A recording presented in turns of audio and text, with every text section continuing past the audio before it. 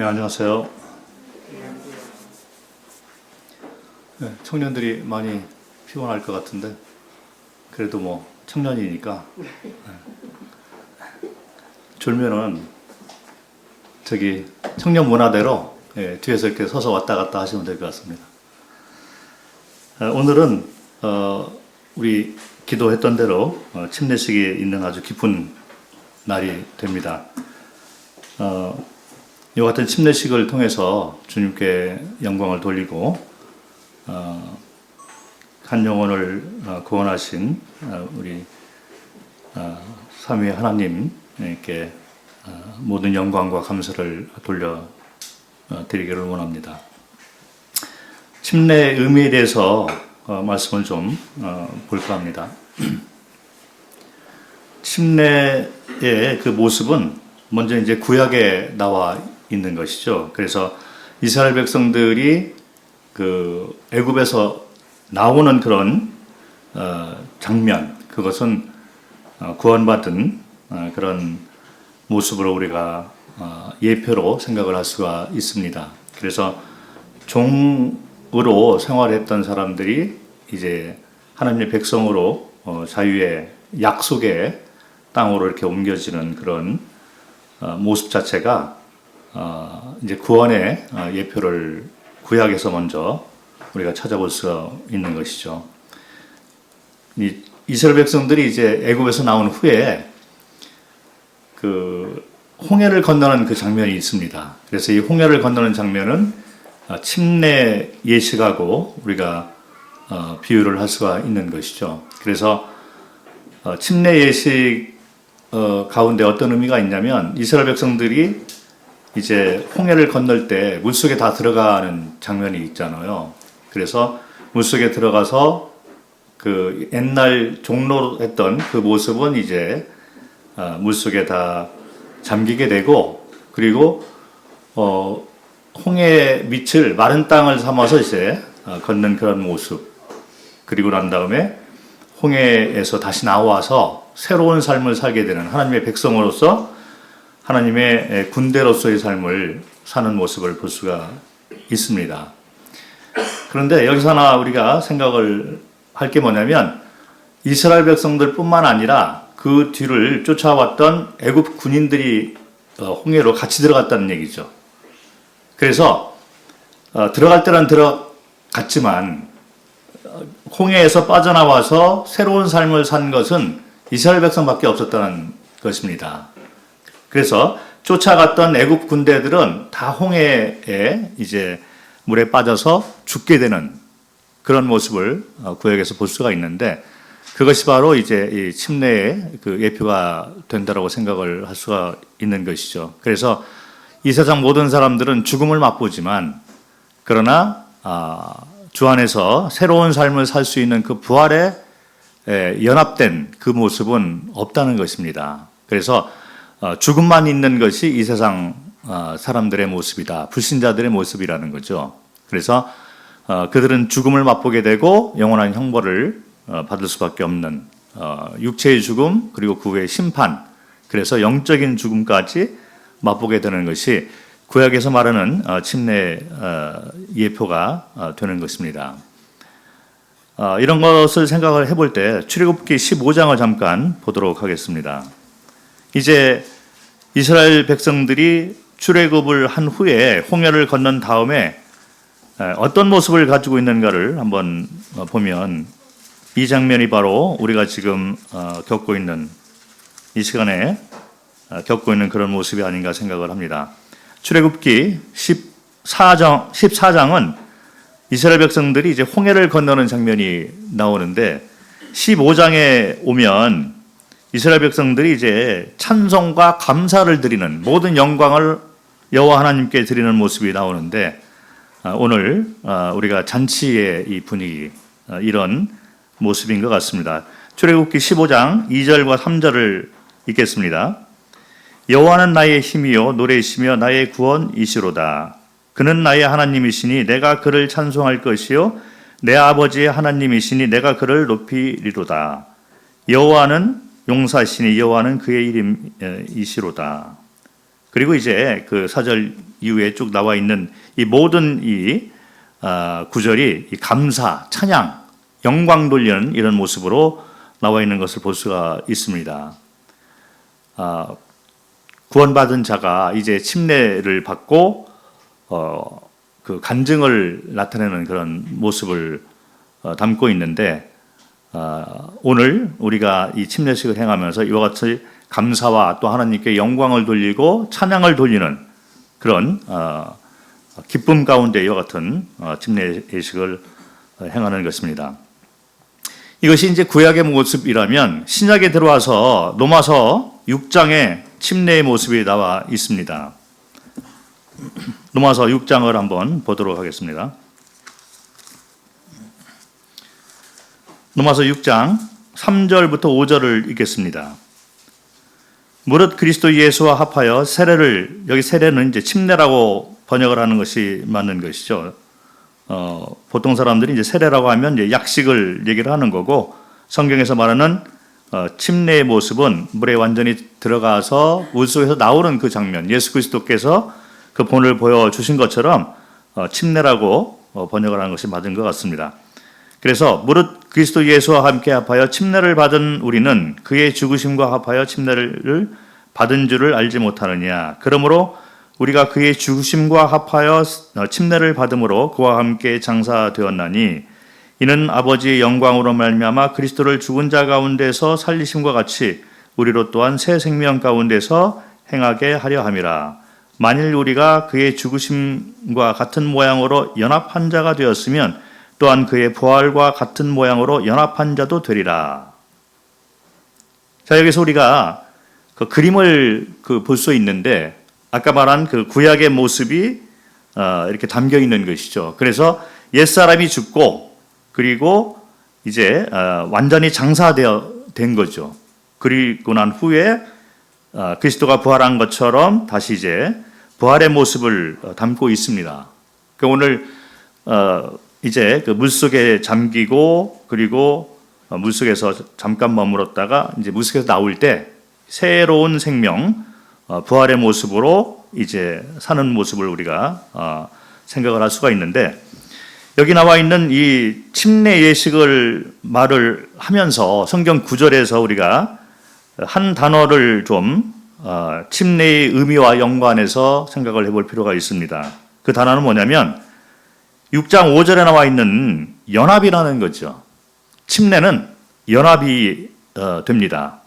예수 그리스도와 연합된 자가 침례를 받을 자격이 있는 것이고, 그리고 침례 예식을 행할 때도 그리스도가 죽은 것처럼 같이 연합해서 죽고, 옛사람이 죽은 거죠. 그리고 장사된 것도 같이 연합된 자가 죽고, 이제 부활할 때 예수 그리스도께서 부활하신 것처럼 연합된 그 사람이 그 그리스도의 부활에 같이 참여한 자가 되는 것입니다.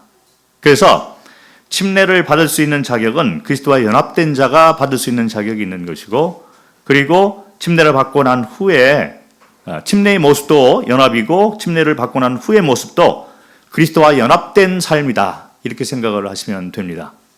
그래서 이제 침례를 받고 새로운 삶을, 부활의 새로운 삶을 살게 되는데, 이 의미가 뭐냐면 그리스도와 연합된 관계로서 새롭게 살아가는 모습이다, 이렇게 생각을 하시면 될 것 같습니다. 그래서 연합이라는 것은 그리스도와 연합된 자이지만 이 삼위의 하나님과 연합된 것이죠.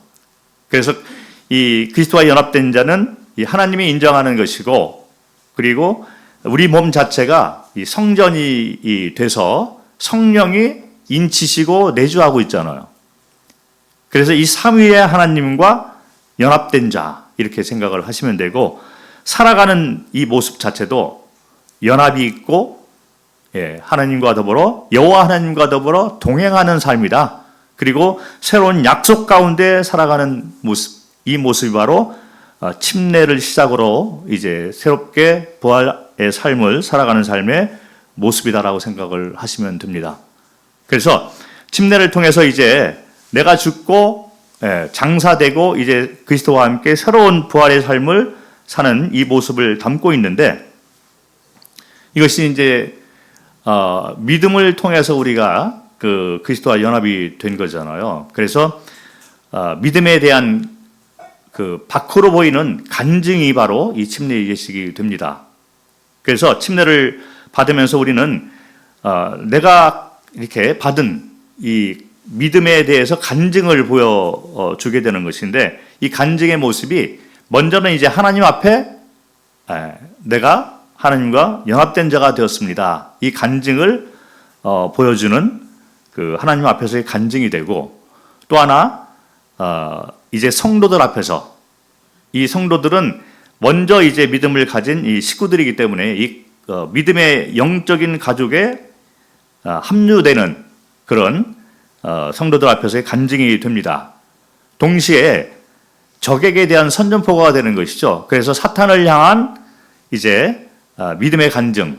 그래서 과거에는 나의 옛 모습은 이제 사탄에게 속한 사탄의 종과 한 무리가 되어서 살아왔지만, 이제 이 예식을 통해서 내가 사탄에 대해서 확실하게 이제 간증을 보이면서 선전포고를 한 것이죠. 사탄이 이제 적이 되는 것입니다. 그리고 동시에 세상을 향해서, 그 말은 이제 불신자들, 내 주위에 있는 뭐 가족 가운데 안 믿는 자들이 있고, 또 내 친구들, 친지들 가운데 안 믿는 자들이 있는데, 그들을 향해서도 믿음의 간증을 하는 것이죠. 그래서 과거에는 같은 길을 갖고 같은 가치관을 가지고 살았지만, 그러나 이제부터는 내가 믿지 않는 자들하고는 다릅니다. 나는 부활 생명을 가지고 있는 자, 그리스도와 연합된 자로서 마치 겉으로 보일 때는 아무런 변화가 없는 것처럼 보이지만, 실제로 새로운 삶을 사는 그런 하나님께 속한 자로서의 이 믿음의 간증을 불신자들, 믿지 않는 자들을 향해서 선포를 하는 그것이 바로 침례 예식이 되는 것입니다. 자, 조금 더 구체적으로 우리가 살펴보기를 원합니다. 11절부터, 로마서 6장 11절부터 14절 말씀 가운데, 자, 그러면 침례 받은 자의 모습이 과연 어떠해야 되겠느냐? 이와 같은 간증을 보인 후에는 부활의 이런 그 새로운 생명을 가지고 이제 살아가게 되는데, 이 삶의 모습이 어떠해야 되느냐? 여기까지 우리가 생각을 하는 것이 침례의 의미에 포함이 되는 것이 맞다라고 보고 있습니다. 11절부터 14절까지 읽도록 하겠습니다. 이와 같이 너희도 너희 자신을 죄에 대하여는 죽은 자요 그리스도 예수 안에서 하나님께 대하여는 살아있는 자로 여길지어다. 그러므로 너희는 죄가 너희 몸을 지배하지 못하게 하여 몸의 사욕에 순정하지 말고, 또한 너희 지체를 불의의 무기로 죄에게 내주지 말고, 오직 너희 자신을 죽은 자 가운데서 다시 살아난 자 같이 하나님께 드리며 너희 지체를 의의 무기로 하나님께 드리라. 죄가 너희를 주장하지 못하리니 이는 너희가 법 아래에 있지 아니하고 은혜 아래에 있음이라. 자, 그래서 이제 침례 받은 사람은 더 이상 죄에 대해서 이제 죽은 자로서, 과거에는 이제 죄에 매어서 죄의 종로들에서 이렇게 살았지만, 이제는 부활의 생명을 가지고 죄에 대해서 죽은 자로 여기면서 살아라, 이 말을 하고 있는데, 죄에 대해서 죽고 그리스도 예수 안에서 하나님께 대해서 사는 자가 되어라, 이런 말을 하고 있는데, 이게 무슨 말이냐면, 여기 죄에 대해서 말을 하고 있는데, 우리가 보통 복음을 전할 때도 이 죄의 문제에 대해서 잘못 오해하는 분들이 많이 있습니다. 성경에서 말하는 죄의 문제는 죄의 뿌리를 얘기를 하고 있으면서 죄의 열매가 또 있어요. 요거를 잘 분별해서 죄에 대해서 그 성경적인 가르침을 가지고 있을 필요가 있습니다. 여기서 말하는 죄는 기본적으로 죄의 뿌리에 대해서 먼저 말을 하고 있는데, 그것은 반역죄죠. 과거의 우리 삶의 모습을 보면 우리 스스로가 주인 돼서 살았다는 거예요. 그리고 선과 악의 기준도 우리 스스로 정해서 살았던 이 재판장의 모습을 가지고 살았던 것이 가장 큰 죄가 됩니다. 그 사람이 지옥에 떨어지는 이유는, 영원한 형벌을 받게 되는 이유는 죄의 뿌리 때문에 그런 것이죠. 그리고 더불어 이런 반역죄, 이 우리의 참 주인과 재판장 되시는 여호와 하나님에 대해서 반역죄를 짓고 사는 사람들의 모습은 죄의 열매로서 또 나타나게 되는 거예요. 그래서 아무리 선한 일을 하려고 해도 이 근본이 안 바뀌기 때문에 스스로 주인되어 살면서 또 스스로 선과 악의 기준을 정해서 자꾸 변질된 삶을 살아가다 보면 그것이 점점 이제 죄의 열매로서 또 나오게 되는 것이죠.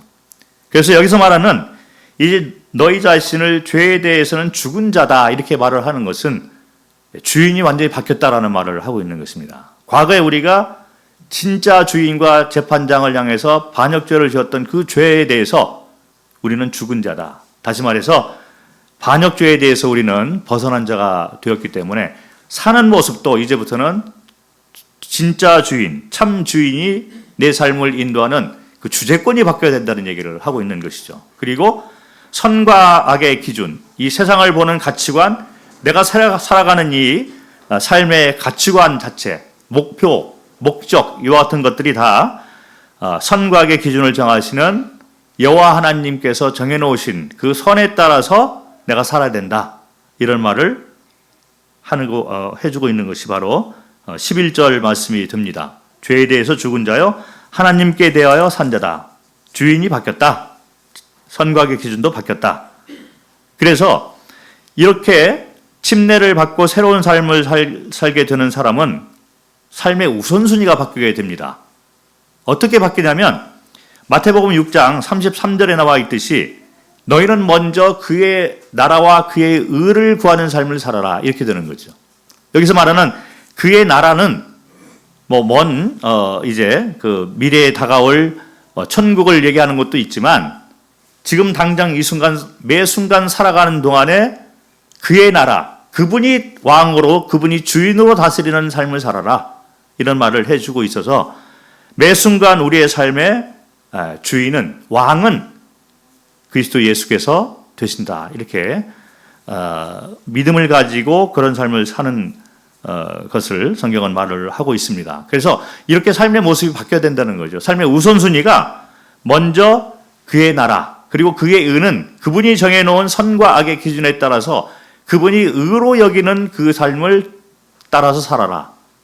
그래서 선과 악의 기준은 하나님께서 말씀을 통해서 선포를 해놓고 있어서 말씀 가운데 말하고 있는 선한 일을 위해서 사는 모습. 그래서 그의 나라와 그의 의를 먼저라는 것은 삶의 우선순위를 얘기를 하고 있죠.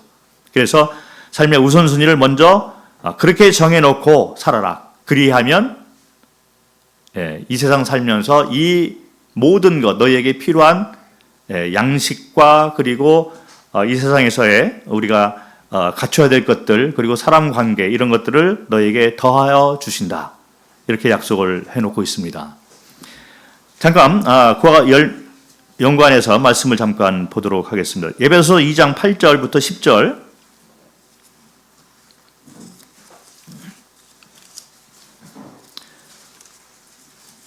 교회에 있을 때마다 제가 이 말씀들을 들어서 설명을 하면서 이게 한 세트다 이렇게 말씀을 드리곤 합니다. 많은 분들이 복음을 전하면서 에베소서 2장 8, 9절까지만 얘기를 하고 있지만 실제로는 10절까지 읽어야 되는 것이죠. 자, 에베소서 2장 8절에 보면 너희는 그 은혜에 의하여 믿음으로 말미암아 구원을 받았으니 이것은 너희에게서 난 것이 아니요 하나님의 선물이라 행위에서 난 것이 아니니 이는 누구든지 자랑하지 못하게 함이라. 자, 이 구원을 말하고 있는데 구원받은 후에 10절까지 우리는 연관해서 봐야 되는 것이죠. 그래야지 부활을 그리스도와 연합해서 부활을 가지고 있는 이런 자의 삶은 이 10절 가운데 어떻게 살아야 되는 것을 말을 해주고 있는데 10절을 보면 우리는 그가 만드신 바라 그리스도 예수 안에서 선한 일을 위하여 지으심을 받은 자니 이 일은 하나님이 전에 예비해서 우리로 그 가운데에서 행하게 하려 하심이다. 자, 그래서 침례를 받고 그 다음에는 선한 일을 위해서 우리가 지음 받은 자이니 새롭게 태어난 자들이잖아요. 그래서 선한 일을 행하는 삶이 되어라. 이것은 바로 그분이 나의 삶을 이끄는 대로 그분이 정해놓은 선과 악의 기준에 따라서 살아라. 이런 말로 우리가 받으면 될 것 같습니다. 베드로전서 2장 9절 베드로전서 2장 9절 말씀도 잘 하시는 그런 말씀이죠. 그러나 너희는 택하신 족속이요 왕같은 제사장들이요 거룩한 나라와 그의 소유가 된 백성이니 이는 너희를 어두운 데서 불러내어 그의 기이한 빛에 들어가게 하신 이의 아름다운 덕을 선포하게 하려 하심이라. 자, 여기 보면 우리가 이제 구원받은 자로서 침례를 받을 자격이 있는, 그래서 침례를 받은 그런 사람으로서 하나님께서 택하신 족속이고 왕같은 제사장이고 거룩한 나라 그의 소유가 된 백성이라는 거죠. 자, 그런데 거기서 끝나는 것이 아니라 그 후에 이어지는 말을 보면 이는 너희를 어두운 가운데서 불러내어 그의 기한 밑에 들어가게 하신 이의 아름다운 덕을 선포하게 하려 합니다. 이것이 삶의 목적이 되어야 되는 것입니다. 침례받고 끝나는 것이 아니라 이제 시작이라는 얘기를 하고 있는 거예요. 새로운 삶으로 이제 태어났기 때문에 이제는 우리가 살아가는 방향과 목적과 이런 것이 선한 일을 위해서 아름다운 덕을 선포하는 삶을 살기 위해서 이렇게 해야 된다는 것을 말을 해주고 있는 것입니다. 그래서 로마서 6장에 나와 있는 이 말씀도 침례에 관한 말씀을 하고 그 후에 이어지는 말씀을 보면 침례 받은 후에 삶이 어떠해야 되는가를 말을 해주고 있는 것이죠. 죄에 대해서 죽은 자. 그래서 이제는 다시는 내가 스스로 주인이나 재판장 돼서 사는 삶을 살지 말아라. 그리고 하나님께 대해서 살아있는 자로 살아라. 이것은 그의 나라와 그의 의를 구하는, 그분이 나의 왕이요 주인이요 재판장으로서 나의 삶을 이끄는 삶을 살아라. 그것은 선한 일 그리고 아름다운 덕을 선포하는 삶이다. 이렇게 말을 해주고 있는데 다시 로마서 6장으로 돌아와서 중요한 원리를 한번 설명을 드리려고 합니다. 조금 전에 읽었던 로마서 6장 11절부터 14절 말씀 가운데 14절 말씀이 있어요. 죄가 너희를 주장하지 못하리니 이는 너희가 법 아래에 있지 아니하고 은혜 아래에 있음이라. 자, 은혜에 대해서 말을 해주고 있는 거죠. 크리스찬들은 율법에 얽매여서 사는 삶이 아니라는 것이죠. 자, 이 아름다운 덕을 선포하는 자, 선한 일을 행하는 자의 모습은 율법적인 모습이 아니라 은혜 가운데서 되어지는 삶이어야 된다. 이게 무슨 얘기냐면 우리 스스로 내가 이렇게 내 의지와 내 능력을 가지고 살아가는 삶이 아니라는 얘기를 해주고 있는 것입니다. 이것은 상당히 중요한 영적 원리예요. 우리가 침례를 받고 침례만 이렇게 얘기를 하고 그 후에 그 다음에 사는 모습에 대해서 이렇게 구체적으로 제시를 못하는 그런 교회들, 그런 미흡한 가르침들이 많이 있는 것을 볼 수 있는데 성경에서는 명확하게 말을 해주고 있습니다. 구원받은 자는 침례를 받고 그 다음에 사는 모습은 율법에 얽매여 사는 삶이 아니다. 은혜 가운데 사는 삶이다. 이것을 계속해서 강조하고 있는 거예요. 자, 그러면 은혜 가운데 사는 모습이 과연 무엇이냐? 이거를 우리가 알아야 되는데 한마디로 말씀드리면 성화의 원리죠.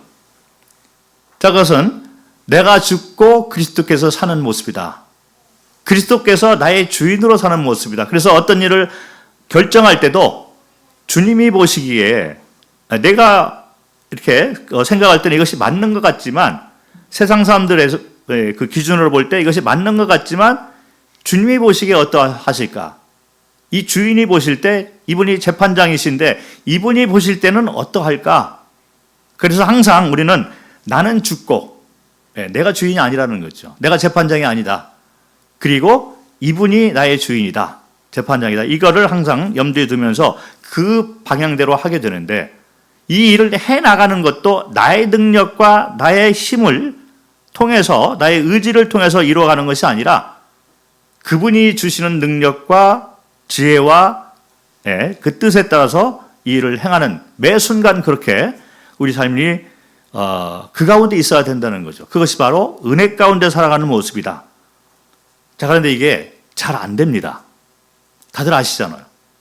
매 순간 우리는 우리 자신이 나오는 거예요. 그리고 어떤 일을 행하려고 해도 선한 일과 아름다운 덕을 선포하는 일 자체도 쉽지가 않습니다.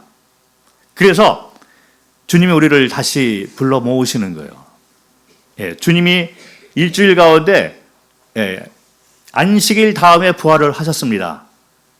그래서 우리가 주일날 모이는 거예요.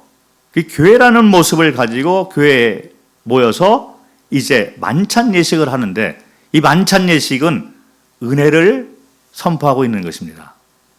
만찬 예식이 중요하다는 거예요. 침례 예식을 행한 후에 그 다음에는 만찬 예식을 중요하게 우리가 여길 필요가 있는데 왜 그러냐면 우리 살아가는 모습 자체가 은혜 가운데 살아가고 있기 때문에 만찬 예식으로 돌아와야 되는데 이 만찬 예식이 우리가 한쪽으로 치우쳐져 있으면 그 은혜가 이 만찬 예식이 담고 있는 그 은혜의 메시지, 교회에 대한 메시지를 우리가 등한시할 염려가 있습니다. 만찬 예식은 제가 작년에도 계속해서 만찬 예식에 대해서 강조를 하고 이 동대문교회는 앞으로 만찬 예식에 대해서 계속 이제 그렇게 나갈 거지만 이게 연관이 다 돼 있는 거예요. 구원받은 것도 우리는 선물에 초점이 맞춰져 있는 것이 아니라 선물을 주신 분과의 관계에 초점이 맞춰져 있잖아요. 그것이 바로 올바른 복음이 되는 것입니다. 내가 이제 천국 가, 나는 구원받았으니 나는 이제 지옥에 안 떨어져. 이것이 구원이 담고 있는 포괄적인 의미가 아니라 그건 선물이죠. 구원의 핵심적인 초점은 어디에 맞춰져야 되냐면 선물을 주신 분과의 관계가 회복이 된 거에 초점이 맞춰져야 되는 것이 진짜 복음이 되는 것입니다. 그분과 연합된 관계로 회복이 됐다는 거죠. 그분이 나의 삶 속에 들어와 있고 그분이 나의 주인이고 재판장 되시고 그리고 이분이 나의 삶을 인도하시고 동행하는, 지금 이 순간에도 동행하고 있고 연합된 관계로서 약속으로 나와 함께하고 있는 이 주님과의 관계가 복음의 핵심이 되어야 되는 것입니다. 그래서 만찬 예식의 핵심 의미도 바로 거기에 있다는 거죠. 이 떡과 잔을 통해서 우리가 기억해야 될 것은 나는 이분과 연합된 자요.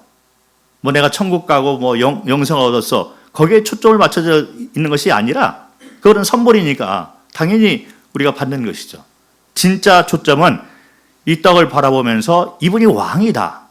나의 주인이다. 그래서 예물로 이분이 그 모습을 보인 거예요. 왕에게 드리는 예물의 모습이 이 떡의 의미에 담겨 있는 것입니다. 그리고 선각의 기준은 이 잔을 통해서 우리가 분별하는 거예요. 이분이 그리스도 예수의 보혈로 대속사역을 이뤄 놓으시고 내가 정한 선악의 기준은 이것이다라고 선포하고 있는 것이 이 잔의 의미가 되어서 잔을 대할 때 우리는 이분이 나의 삶의 재판장이시다. 이것을 기억을 하게 되는 것이죠. 그래서 내가 받은 것에 대해서 이게 감사하는 것에서 끝나는 것이 아니라 이분과의 관계가 이 만찬 예식을 통해서 우리가 기억을 해야만 되는 것이다. 나를 기억하라라는 의미는 이분이 나의 삶의 주인이고 재판장 되시는데 이분이 나를 은혜 가운데 다시 연합된 자로 나를 삼아주셨구나. 매 순간 살아가는 이 순간순간이 감사와 찬양이 되는 것이지 더불어서 내가 앞으로 이게 받을 그 영생, 천국 소망, 이거는 이제 다가올 미래에 대해서 우리가 소망을 가지게 되는 것인데 소망만 바라보고 살아가는 것이 아니라 매 순간순간 이 자체가 중요하다는 것이죠. 그분과 연합된 자로서 살아가고 있는 자체가 감사와 찬양과 모든 영광을 돌려드리는 이 그리스도를 기억하는 자체가 되어야만 되는 것이 바로 이 만찬 예식의 의미가 됩니다. 그리고 고린도서 10장에 이 떡이 하나인 것처럼 떡에 참여하는 모든 자가 한 지체다, 한 몸이다. 교회를 말하고 있습니다. 그 만찬 예식은 교회의 원리를 얘기를 하고 있는 거예요.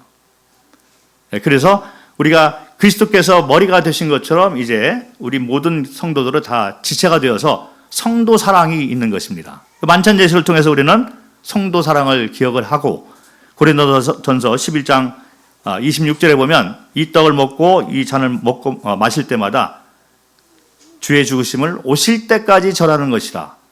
불신자를 향해서 복음 전파하는 교회의 사명에 대해서 말을 하고 있는 것이 만찬 예식의 의미가 되는 것입니다. 우리는 만찬 예식을 통해서 은혜를 보게 되는 거예요. 그리고 이 땅에 우리에게 주어져 있는 선한 일과 아름다운 덕을 선포하는 일을 기억을 해야만 된다는 거죠. 이것은 그리스도께서 우리에게 가르쳐 주신 두 계명하고 연관이 있습니다. 나를 사랑하라, 하나님을 사랑하라 말씀하고 이걸 통해서 은혜를 발견하고 그걸 통해서 은혜 가운데서 이웃을 사랑하게 되는데, 이 이웃은 성도 사랑, 영혼 사랑, 이것이 담겨 있는 것이 바로 만찬 예식의 의미가 되어서 침례받고 그 다음에는 만찬 예식을 중요시해야 된다.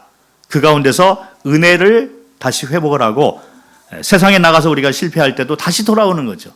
나는 못하지만 그리스도를 바라보니 그분이 나에게 지혜와 능력과 모든 은혜를 주셨으니 만찬 예식 통해서 다시 회복을 하는 거죠.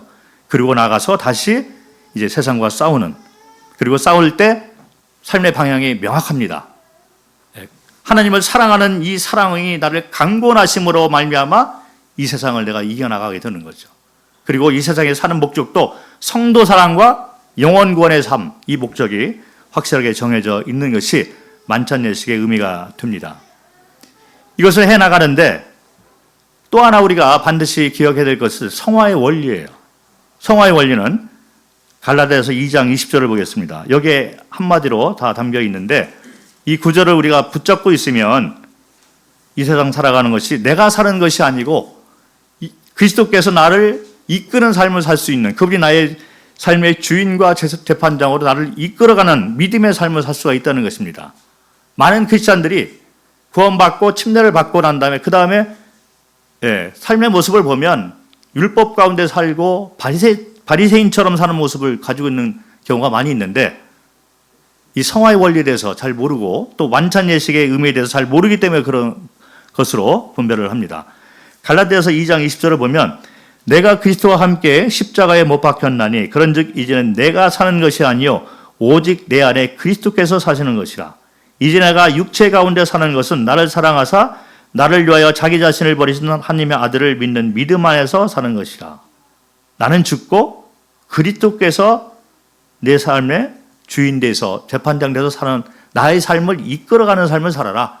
이것이 바로 믿음의 삶, 은혜의 삶이 됩니다. 그래서 이것은, 이 모습은 뭐냐면 그리스도와 연합된 자의 모습이 되는 거죠. 내가 죽고, 이것은 내가 주인 돼서 살았던 그 옛 모습이 죽었다는 얘기예요. 그리고 이제 내 안에 그리스도께서 사시는 이 삶은 이분이 나의 삶의 주인으로서 나를 이끌어가는 삶이다. 이게 성화의 원리가 됩니다.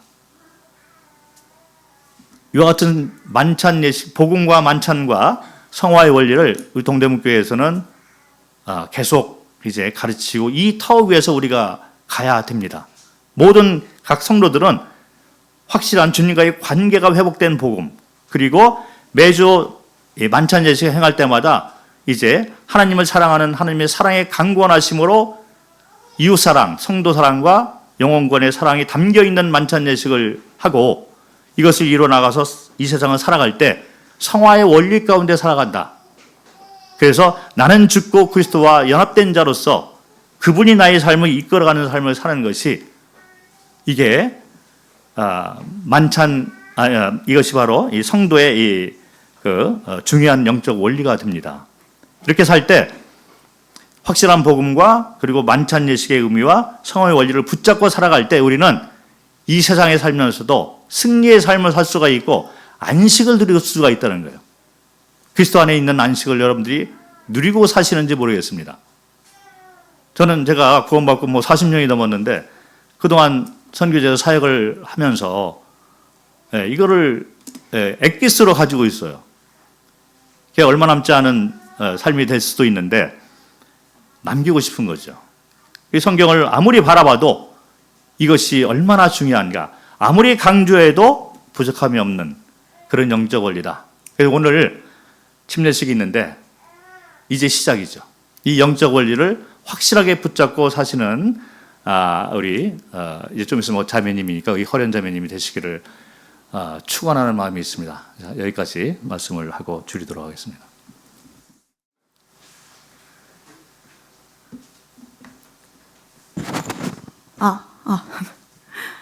안녕하세요. 이번에 27살에 새로운 생일이 생기게 된 허련입니다.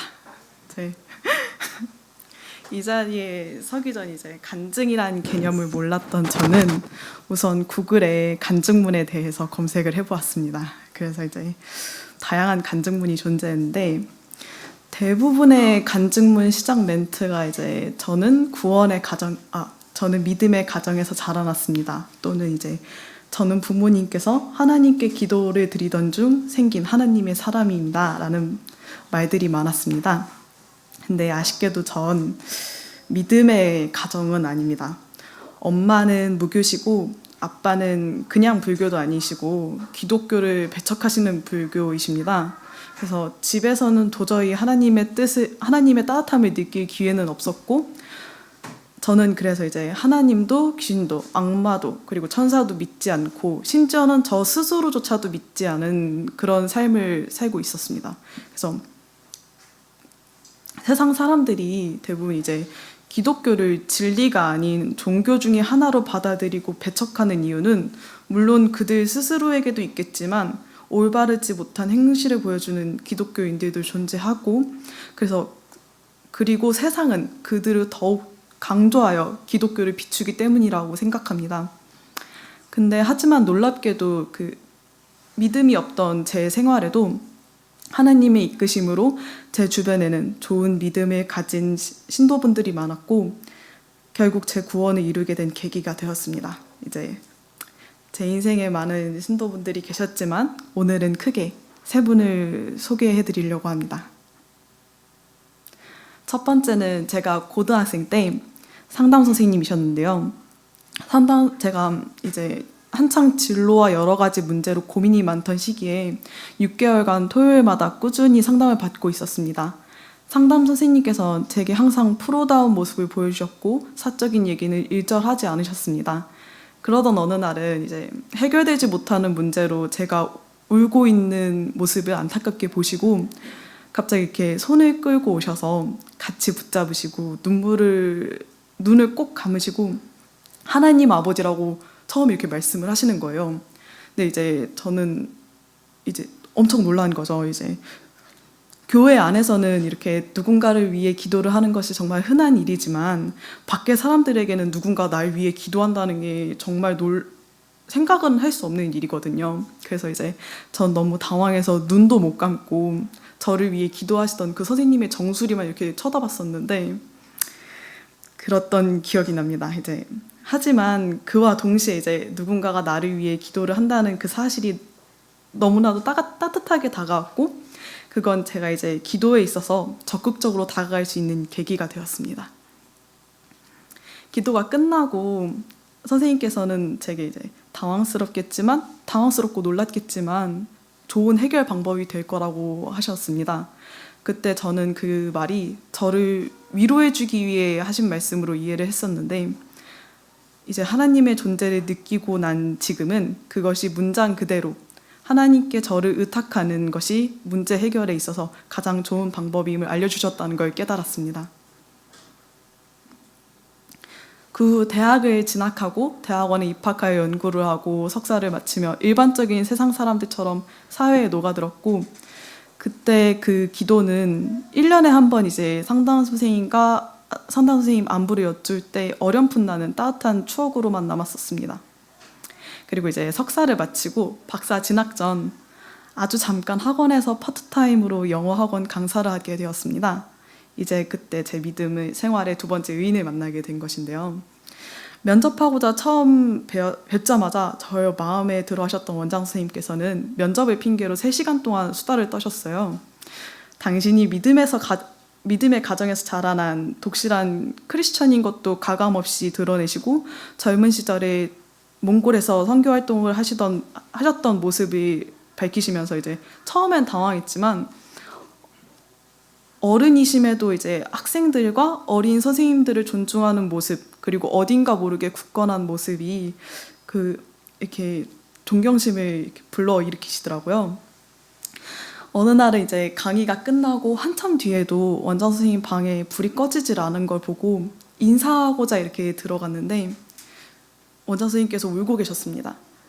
시험관 수술 피검사 결과가 나온 것이었는데요. 50세 가까운 나이에 이제 늦은 결혼과 아이를 얻고자 2년째 시험관 수술을 하고 계셨지만 계속된 실패에 하나님께 묻고자 기도를 드리고 계셨던 것입니다. 힘든 이야기를 듣고 저는 이제 같이 울고 안아드리면서 예전에 상담 스님께서 저에게 해주셨던 것처럼 같이 손을 잡고 기도를 드렸습니다. 물론 그때 제 기도는 믿음이 없는 기도였고 그저 위로의 의미였지만 지금 보면은 자연스럽게 그렇게 하고 싶었던 마음이 생겼던 게 되게 신기하고 참 복된 마음이었다는 생각이 듭니다. 그 후에 학원에서 근무한 8개월 동안 원장 선생님과 많은 얘기를 했습니다. 하루는 원장 선생님께 믿음이 흔들린 적은 없냐고 여쭤보았습니다.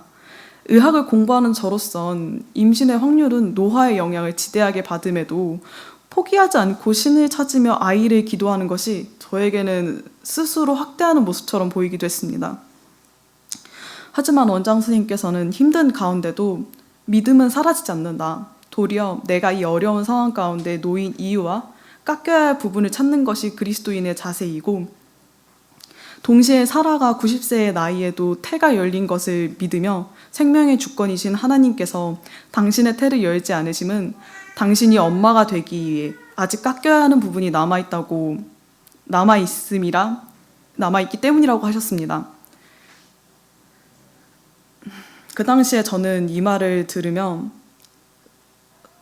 이러한 상황의 답답함과 동시에 도대체 믿음이란 무엇인가? 도대체 믿음이란 무엇이길래 사람을 이렇게 굳건하게 만들 수 있는가에 대해 놀람과 많은 묵념을 하게 되는 계기가 되었습니다. 이제 학원을 그만두고 박사 진학 후 학교에서 제 3번째 의인이신 제 사수로 다솔 자매님을 만나 뵙게 되었습니다. 실험실에서 저와 가장 연차 차이가 없으신 분이시며 마음이 잘 맞아 사회생활 중에 이런 사람을 만난 거는 되게 귀한 인연이라 생각했습니다. 어느 날 이제 여름에 둘이 카페에서 앉아서 다솔 선생님께 여쭤보았습니다. 아주 흔한 질문인데요. 과학을 하시면서 왜 창조론을 믿으세요? 근데 이제 다솔 자매님께서는 오히려 과학을 하기에 하나님을 믿고 볼 수 있다고 말씀하셨습니다. 꽃 하나에도 복잡한 구조들이 들어가는데 세상을 보고 사람을 보면은 이러한 복잡한 설계는 설계자가 있지 않은 한 불가능하고 그 생명과 만물의 주관이신 그런 진리를 우리는 여호와라 부른다고 말씀을 하셨습니다. 연구자들은 진화론을 믿지만, 그러니까 진화론에 대해 생각하지만 결국 그 진화론의 가장 밑단에는 오리진 오브 라이프, 그러니까 생명의 기원을 얘기하지 않을 수 없는데요. 결국 그건 해결되지 못한 궁금증이고 다솔 자매님의 그런 대답은 제 호기심을 자극했습니다.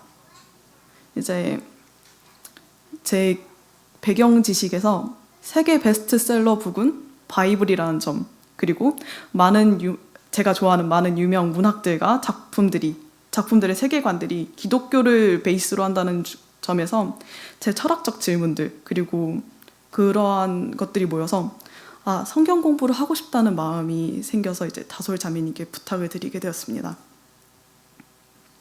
그리고 이제 와서 말하지만 정말 세상을 이해하는 지식으로만, 도구적인 측면으로만 다가가려고 하는데, 하지만 성경책을 읽고 그 뜻을 이해하는 과정에서 진리를 보여주고 알려주는데 그것을 거짓이고 한낱 문학이라고 부정하는 것은 불가능했고, 결국 저는 성경책을 읽으면서 이제 우리 삶 가운데에서 하나님의 존재를 깨닫게 되었습니다.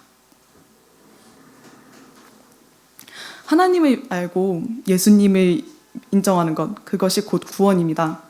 전 구원 상담을 받고자 김선호 형제님을 배웠고, 김선호 형제님께서는 두 시간의 긴 복음 끝에 저에게 요한복음 5장 24절을 펼쳐서 보여주셨습니다. 그리고 말씀하셨습니다. 영생을 얻으셨나요? 저는 그때 그런 것 같습니다. 죽으면 영생 없겠죠? 라고 했습니다. 김선호 형제님께서는 안타까워하셨고, 저는 제가 구원을 받지 못했다는 사실이 이해가 되지 않았습니다. 전 예수님을 믿으니까요. 근데 김선호 형제님과 다솔 자매님께서는 성경책을 읽을 때 주권을 가지고 지식적으로 이해하려 하지 말고 문자 그대로 보라고 조언을 하셨습니다. 그리고 또한 제가 계속 이해를 못하자 김선호 형제님께서는 저에게 지옥을 갈 거라고 하시더니 저는 너무나도 억울하고 화가 나서 그 자리에서 뛰쳐나갈 것 고민을 하기를 반복하고 신랑이 끝에 그때 기적적으로 보였습니다. 제가 이미 요한복음 5장 24절에는 제가 예수님의 믿음과 동시에 이미 영생을 얻었다는 것을, 그리고 갖고 있음에도 하나님의 말씀을 제대로 보지 않아 놓칠 뻔한 그 구원을 알게 해주신 것이었습니다. 안도감과 감사함에 눈물을 흘리며 이제 교회를 나오고 며칠 뒤에 어머니께서 심근경색이 생기셨다는 전화를 들었습니다. 그때 이제 제가 믿음이 없었다면은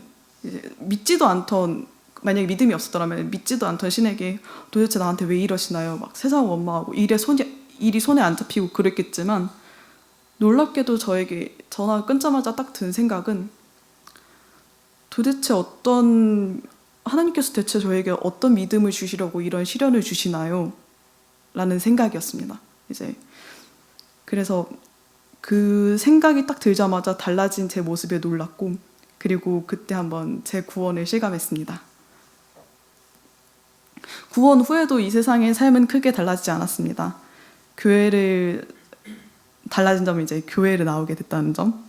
그래도 박사 과정은 여전히 버겁고 힘들어서 전과나 아니면 자퇴를 고민하기를 수십 번이고, 저는 그래서 이제 제 삶의 방향에 대해 묵상을 하고 기도를 드리며 문득 지천명이란 단어가 떠올랐습니다.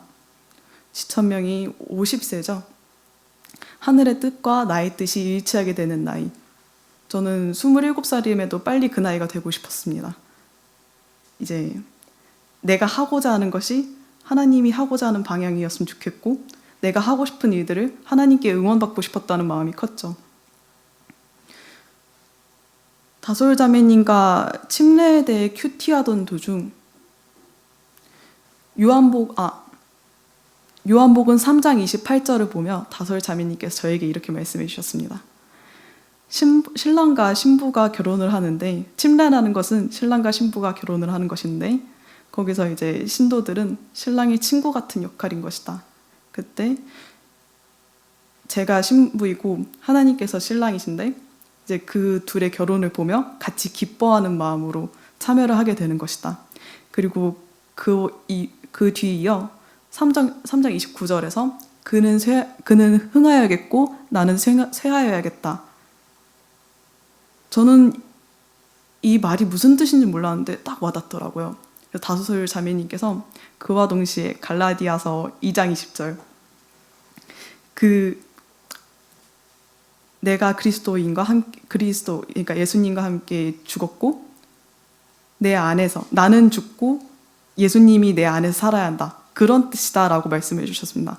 그래서 저는 그때 침례의 의미를 깨닫고, 동시에 내가 내 뜻을 하나님의 뜻에 일치시키려고 하는 게 아니고 하나님의 뜻을 내가 따라야 하는구나.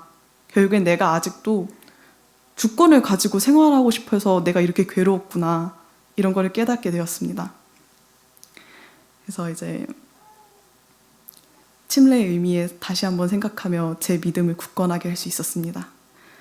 제가 이렇게 만나뵀던 사람들은 이 사람들은 뭐가 다른 건가? 라는 거를 많이 고민했었는데요. 원장 선생님께서 저에게 나중에 해주신 말씀이, 선생님께서 이제 예수의 향이라는 단어를 써주셨습니다.